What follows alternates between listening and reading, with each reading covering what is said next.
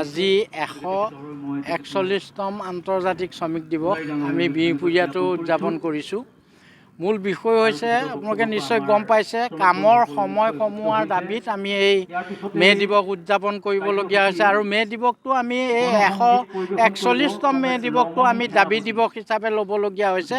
এই কাৰণেই যোৱা এই ডাবল ইঞ্জিন চৰকাৰে আমাৰ যিখন 44খন শ্ৰম আইন আছিলে, এই 44খন শ্ৰম আইনৰ 15খন নাইকিয়া কৰি পেলালে, আমি গমেই নাপালোঁ। তাৰপিছত 29খন শ্ৰম আইন থাকিলে, এই 29খন শ্ৰম আইনো 4টা কোৰ্টত তেওঁলোকে সংহিতা বনাবলৈ গৈ আছে। ইতিমধ্যে সংহিতা কাৰ্যকৰী কৰিছে আৰু ইয়াৰ ফলশ্ৰুতিত আমি দেখিবলৈ পাইছোঁ, যিসকল নিৰ্মাণ শ্ৰমিক এই আইনৰ building and other construction workers welfare বৰ্ডৰ আণ্ডাৰত ৰেজিষ্ট্ৰেশ্যন হৈছিলে, তেওঁলোকক আকৌ এতিয়া তেওঁলোকৰ ৰেজিষ্ট্ৰেশ্যন কাৰ্ডবোৰ অনবোৰ্ডিং অনলাইন কৰিবলগীয়া হৈছে।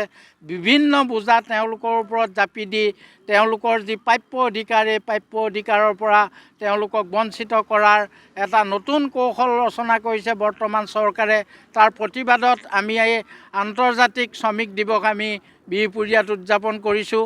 আগন্তুক সময়ত আমাৰ দাবী, যদি তেওঁলোকে এই 4খন শ্ৰম কোৰ্ট বাতিল কৰি পুনৰ যেনেকুৱাকৈ এই শ্ৰম আইনসমূহ আছিলে, 29খন শ্ৰম আইন তেওঁলোকে সঠিকভাৱে কাৰ্যকৰী নকৰে, তেতিয়াহ'লে আগন্তুক সময়ত আমি ব্যাপক গণ আন্দোলনৰ কাৰ্যসূচী হাতত ল'ম। তাৰ দাবীতে আমি আজি আন্তৰ্জাতিক শ্ৰমিক দিৱস এই বিহপুৰীয়াত উদযাপন কৰিছোঁ। ধন্যবাদ।